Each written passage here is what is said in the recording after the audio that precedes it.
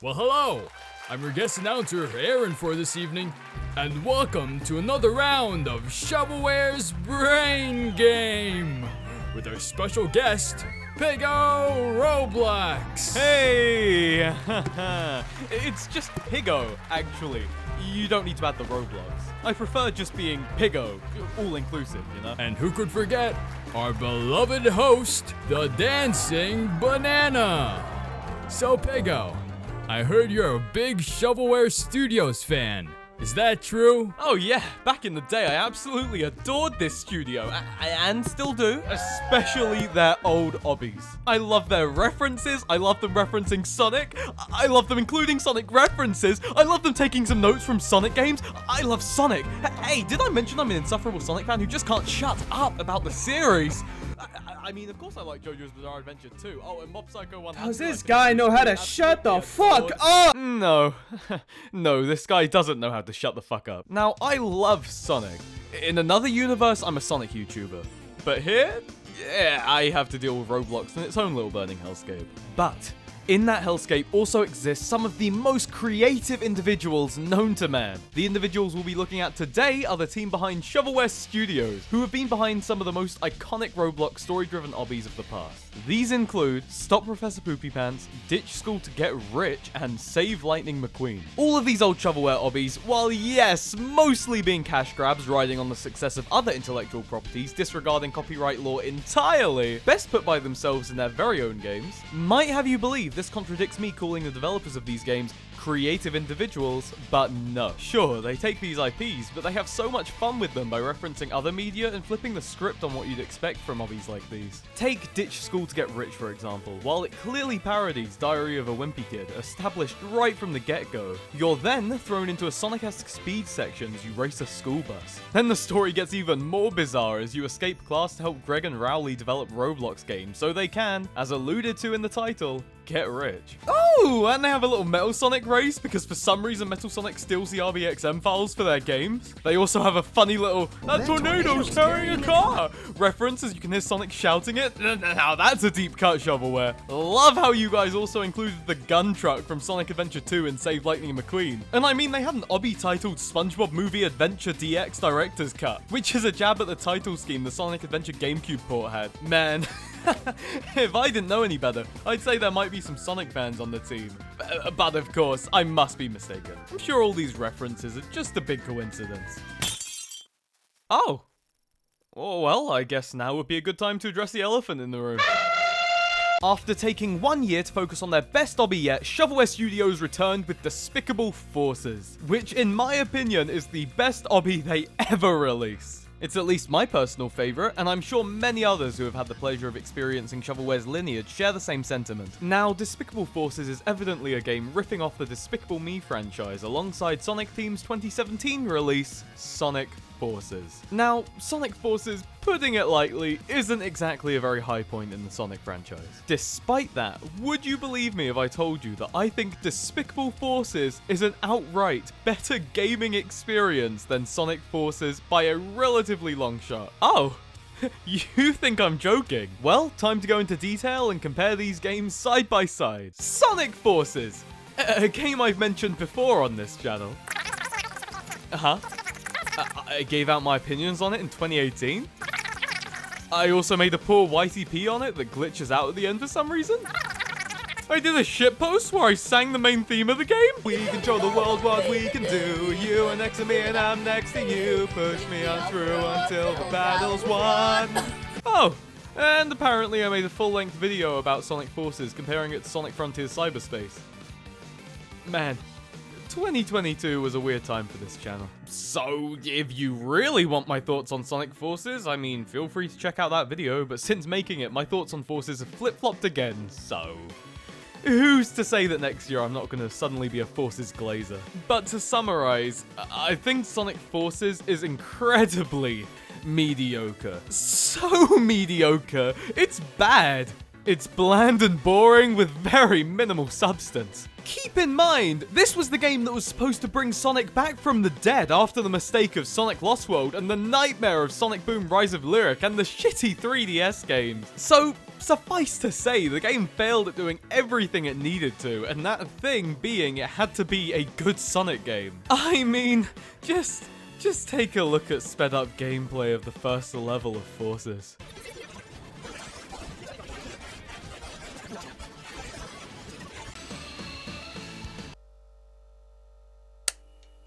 There's nothing. Thank you, son. Anyway, with that slop in mind, let's take a look at Despicable Forces. The game opens on Brat's totally 80s space prison, where we learn Gru and yours truly have been captured and are currently being held as prisoners. Gru explains that all the previous villains from the Despicable Me franchise have teamed up and have turned the minions against him. Fortunately, the best Despicable Me character and my personal goat, Dr. Nefario, hacks into the Gumship Fleet security network, which gives Gru and ourselves, who I'll refer to as the Rookie from now on, a chance to escape the ship. From there, you're instantly flung into a speed section. However, something is different this time around. Despite only running down a hallway, it feels pretty refined. This is only made more clear when we're introduced to the boost mechanic.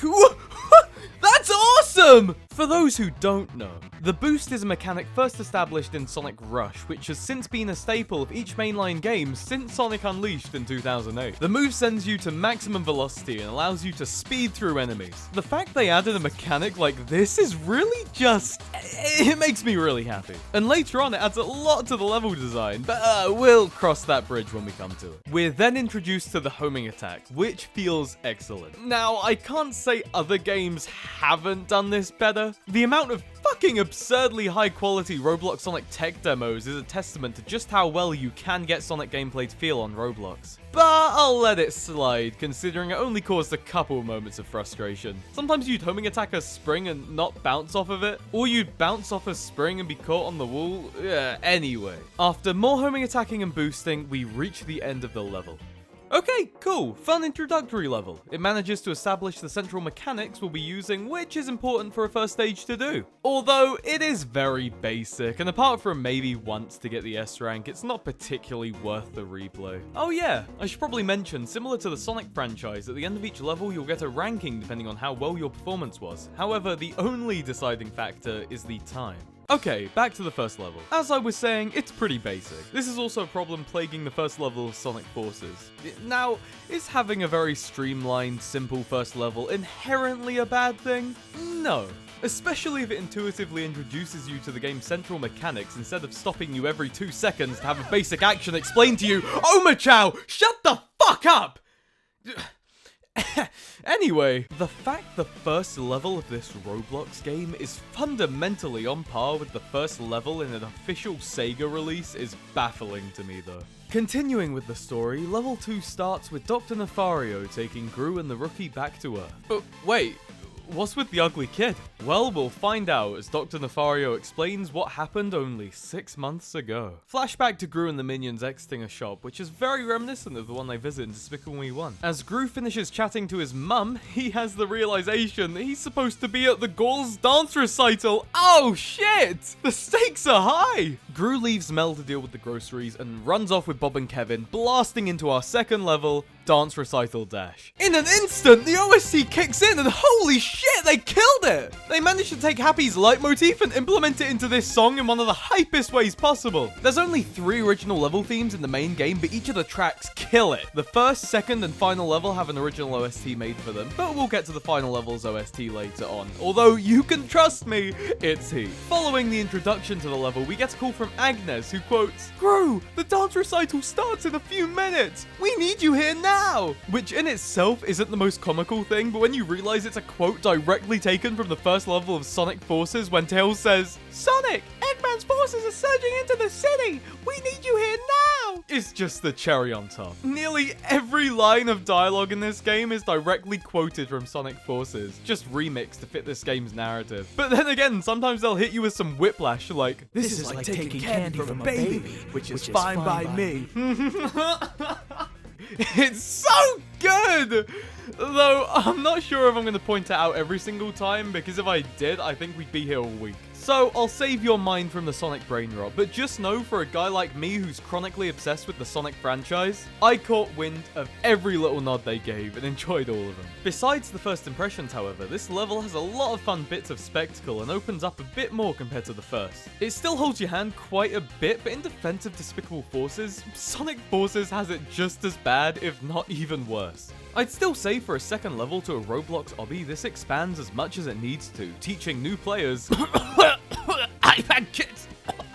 The basic mechanics they're gonna need to nail if they want to get through this game, because I can't lie, while it does start easy, the game definitely isn't devoid of challenge, as we'll find out later on. Anyway, we boost our way to the end of the level and meet up with Mel again, who seems to have obtained some form of bizarre power. Wasn't he meant to be taking the groceries home? We then get a parody of a scene in Forces where the new masked antagonist of that game, Infinite, brings in a plethora of iconic Sonic villains to kick Sonic's ass as Tails just stands by and idly watches. Although, in Despicable Forces, because of the game's satirical nature, I genuinely enjoy this scene because it's such a ridiculous concept to be shoving Despicable Me characters into this apocalyptic world and bringing back all the prior villains like it's on some MCU bullshit. It's funny because I can imagine some 8-year-old kid who's familiar with Despicable Me films playing this game and having their minds blown and genuinely believing this to be the coolest story put to paper. But unfortunately, with Gru defeated, the villains quickly took over, leaving Dr. Nefario alone to roam the streets and apparently try to fix up his old scooter, as we see him attempting to do when he's jumped by Vector from the sewers. I want to call this cringy so bad, but it's the perfect type of cringe, like the devs knew exactly how ridiculous they were making this. Vector playing the role of Chaos Zero rising from the sewers, and Nefario playing the role of the out-of-character Trembling Tails. Oblivious, you gotta start taking notes from this game, man. And just when you thought Vector was about to you hit Dr. Nefario with his direction and magnitude, someone jumps out of a Rick and Morty portal and saves the goat! Moments after, this person is revealed to be a tiny Gru from another time period. Wow. Even Despicable Forces gets what it's parodying more than the actual parodied product itself. In Sonic Forces, it's stated classic Sonic isn't Sonic from the past, but Sonic from another dimension? As if Sonic doesn't hit him with the "It's been generations since I've seen you." You okay? Oh, fair. When they first meet, which A, corny ass line, B, implies this is the classic Sonic from Generations, which is undeniably a time travel story. So thank you, Despicable Forces. Despite the fact it probably would have just made more sense for your story if you had stuck with what you were parodying, you still corrected the original writer's mistake. Good on you. From there, Dr. Nefario concludes the power Mel is using to bring the other villains here must be the same power that brought this classic Gru here. With that in mind, we're thrown into the first level with our final new character on a quest to find adult Gru. Now is probably a good time to discuss that fact, actually. In Despicable Forces, for the levels, you play as one of 3 characters: Gru, the Rookie, or Classic Gru. This choice was obviously made by Shovelware to parody Sonic Forces and its 3 playable characters: Sonic, the custom avatar, and Classic Sonic. The main difference between the way these games handle their different characters is that in Sonic Forces, each character brings something different to the table and switches up the gameplay, while in Despicable Forces, there's only one gameplay style and the characters are entirely cosmetic and for story purposes only. Now, you'd probably imagine this is a win for Forces, but honestly?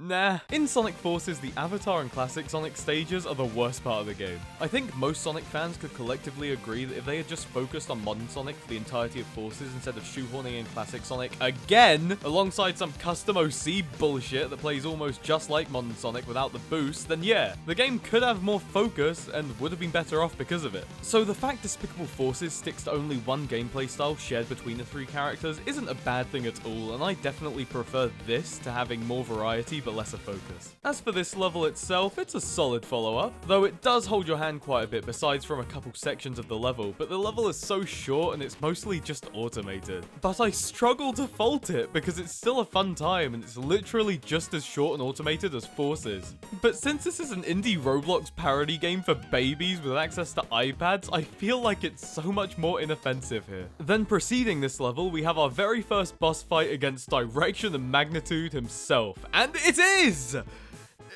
incredibly easy, but It is fun to time your hits correctly as Vector goes back and forth on his Temu Eggpod mech. Anyway, we boost to the finish line after demolishing Vector in record time and are treated to our first time in the Resistance base, now having been caught up on what happened from Gru's defeat to now. The Resistance base is essentially a little hub you get dropped in between each level, and you'll typically get a little mission briefing from Agnes before setting off to future levels. Speaking of future levels, Agnes informs us the villains are mass producing more Mega Minion mechs, and it's our job as the rookie to put a stop to that by destroying the Arsenal Pyramid, and with that, we're shot into level 5. The level opens with a super long skydiving section, which has some pretty cool spectacle, but goes on for like 15 seconds too long in my opinion. Although when we get into the meat of this level, it's the most open so far, with a plethora of alternative routes and big jumps you can make with your boost to save time. This one is incredibly fun to boost through, and shockingly enough, the game is already starting to rival Sonic Forces when it comes to level length. Very embarrassing look for Forces, to say the least. I mean, Forces levels average from 1 minute to 1 minute 30 typically, so Despicable Forces is already surpassing that. Also something of note is the little Mexican skeleton dudes from Mario Odyssey. They're cute little guys. A shame we have to boost through them and send them back to the land of the dead, but it is what it is. Following this level, we learn the Arsenal Pyramid was a fake? But who would have the resources to steal a pyramid? Okay, great. Well, we return to Resistance HQ after a failed operation and learn the Resistance have located a remote satellite in Earth's orbit. This satellite in particular controls the security functions of Brat's totally 80s space prison. However, it's currently being guarded by Drew. So, Agnes sends classic Gru to the satellite while our Gru fights Drew as a diversion. From there, we're thrown into our second boss fight. For True Story. For True Story? Like the song that goes... Ba-na-na-na. Bow, bow. Ba-na-na-na. Bum, bum, bum. Right, well that boss was pretty fun, and now it's time to go through level 6 as classic Gru and destroy the mainframe. This level starts with a punch, immediately getting into some platforming. This is also the level to start turning up the difficulty. It's nothing impossible, but to do these levels, you're gonna need some skill. More skill than you would for most levels in Sonic Forces anyway. The level design really shines here with a plethora of alternate routes that offer a lot of ways to navigate the stage, only amplified by having the boost at your disposal to jump over large gaps you typically wouldn't be able to cross otherwise. So we finish the level in record-breaking time and return to Resistance HQ, having destroyed Brat's totally 80s space prison. Aren't we just the GOAT? And hey, look at our progress! We've taken back 32.7% of the world! Impressive. Next up, Agnes has another mission for us. Brat has been spotted on Shovelware Island, so we've got to get to the bottom of what's up. So the rookie and Gru speed off into our 8th level, Cash Cow Casino. This level definitely keeps up the variety of routes the former level had and ramps up the challenge a touch more too, which you love to see as you progress through the game. Sonic Forces, do take notes. Brat also decides to inform us the secret to defeating Mel can only be found here, and he plans to destroy it. Smart guy. Thanks for letting us know, bud. From there, we boost into our next boss fight against Brat himself, which is honestly one of the best boss fights so far. Now it's time to die.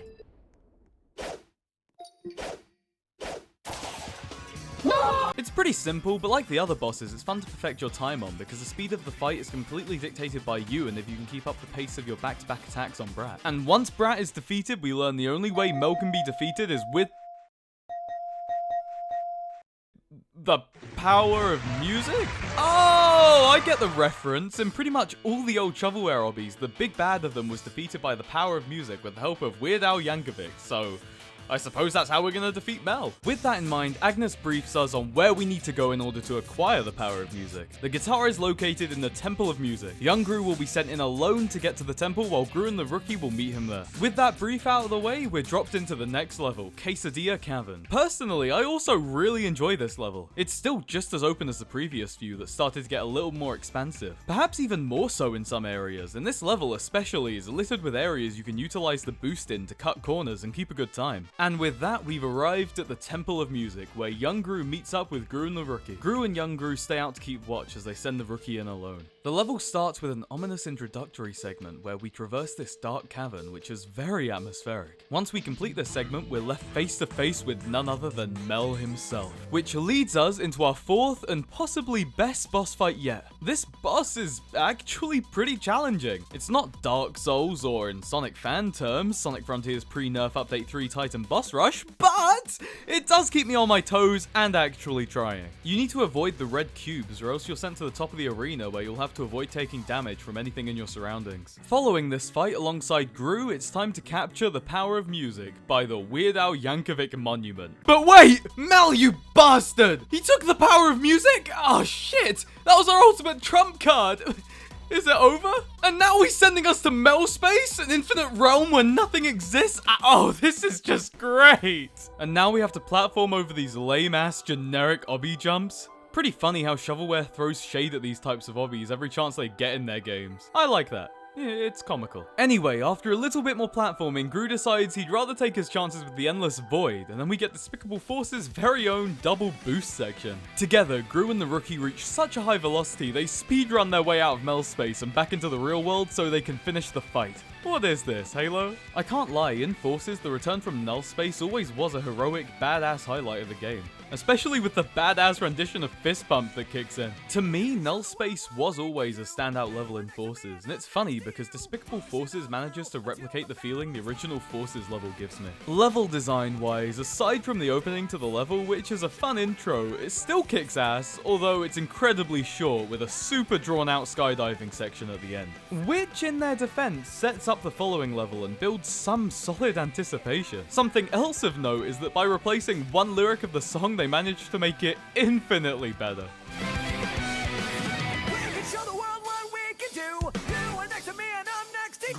With our return from Mel Space complete, it's time to take on the greatest level this game has to offer, Crimson Carnival. Very reminiscent of Eggman Land, which is the penultimate stage in Sonic Unleashed, alongside being the longest and most difficult level of that game. I mean, take a look at this video I took in 2022 when I finally beat it for myself for the first time. What the actual fuck is wrong with this game? What is wrong with this game? The final level was nearly an hour long.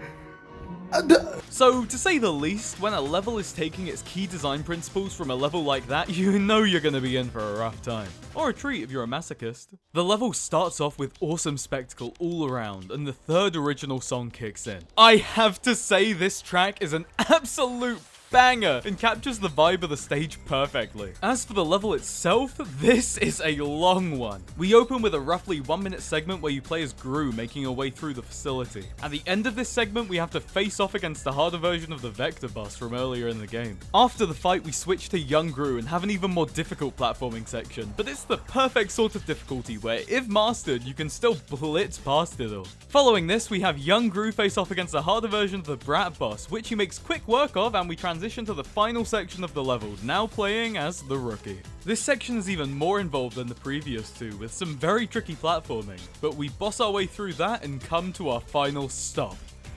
El Macho. Oh man, El Macho's been subtly hyped up throughout this entire game, and he's the only villain we haven't faced head on yet. It's time to prepare for the coolest boss fight of this game. Oh. What a pushover. Anyway, now with the trio having made their way to Mel at the end of Crimson Carnival, it's time to see how this whole thing comes to its climax. Holy shit! Okay, well, Mel is giant, but fortunately the Rookie comes in clutch piloting a mega minion mech, and with that we're thrown into the final battle. In this fight, you collect piles of bananas and boost into Mel, ravaging a cityscape as you do so. Granted, it's incredibly easy, but so fun, and the spectacle is a great way to end the game. From there, the trio triple boosts through the giant Mel. Mel's name tag falls off and he returns to his original state, and the four live happily ever after.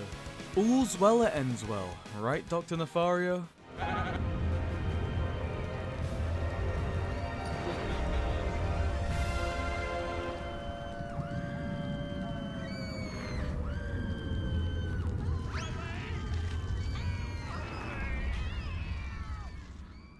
And that was Despicable Forces. What do I think of it? I think the game is an incredibly fun time and more than worth the break Shovelware took back then to develop it. They came back with an incredibly fun obby that parodies Despicable Me, Sonic Forces, and even brings back some old Shovelware staples to pay homage to their former obbies. Something I always loved about classic Shovelware was how it really did just feel like a group of friends coming together to make something fun. You can tell how they would have just been messing around in studio, having fun developing different aspects of the game. With the ranking systems in the levels too, the game offers so much replay value, which, sure, could be found in any Roblox obby, but here it's especially prominent since with the ranking system in place, you're incentivized to replay the levels, and I don't see why you wouldn't want to replay them. They're so fun to blast through. I feel like the biggest indirect accomplishment this game makes is making an experience which genuinely rivals a supposedly AAA SEGA release. I think it's embarrassing that I enjoy a Roblox obby more than Sonic Forces. I think that just goes to show how lackluster the release was, and it just leads me to question what Sonic Team thought they were doing back then. Okay, let's be fair here real quick.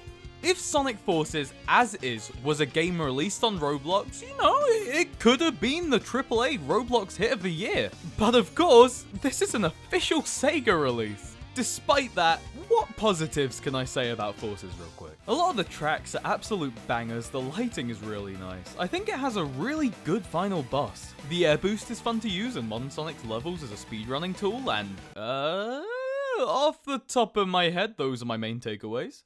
But for Sonic's big 2017 comeback release, Sonic Forces just was not good enough, and in the modern day, there's absolutely no reason to check out this game. It's so horribly mediocre, it's just boring. It's just not good.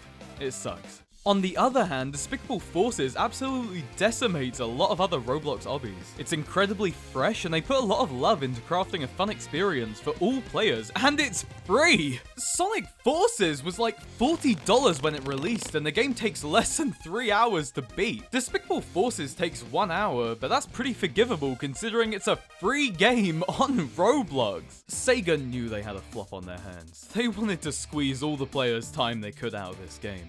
One of the methods they had for getting some extra playtime was through the episode Shadow Prequel DLC, which consists of 3 short reused levels from the main game, with assets galore spammed everywhere to make the level design, as we learn a little bit more about the mess of the story Sonic Forces has. But hey, we get to play as Shadow, that's kinda cool.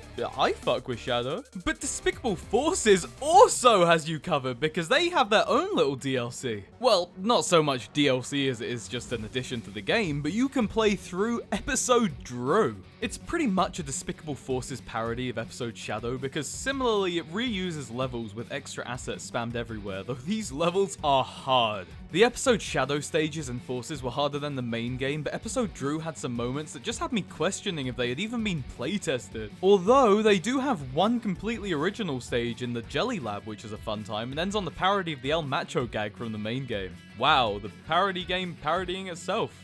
How original of him. So, is Despicable Forces a better game than Sonic Forces? In a vacuum, no. It pains me to say it too, having to give credit to Sonic Forces, but at the end of the day, Despicable Forces is still just a Roblox obby with a couple of minor issues. But as an experience, I enjoyed Despicable Forces way more than my first time going through Sonic Forces Christmas Day 2017. And if that doesn't say something, I don't know what does. And that's when I realized the perfect way to tie those plot threads together would be to get Sonic pregnant! It just seems like such an obvious solution. Why hasn't Sonic Team thought of this yet?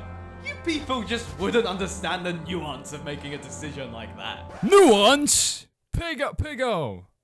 What the fuck are you saying? You've been going on for 20 minutes now. Have I?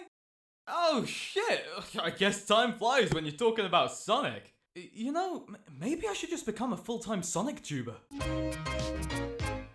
Oh god, no! I can't take this shit anymore! I thought the Roblox community was bad, but these Sonic guys, they're more insufferable than I am! Welcome back, Piggo Roblox. Who the hell let you on my set? Hey guys, it's me. Hopefully you enjoyed that video. It truly was another Piggo video. This one sucked the life out of me, to be honest with you. Going into the new year, I'm not gonna make half-an-hour long videos because I can't do that and get them out once a month. Because I gotta write them and then I gotta record all the stuff. I mean, yeah, that kind of goes without saying, but I'm also working on other projects on the side. Like, I don't just do videos. So I need time to work on those, so I don't know. I'm gonna try and shorten my videos if I get a chance.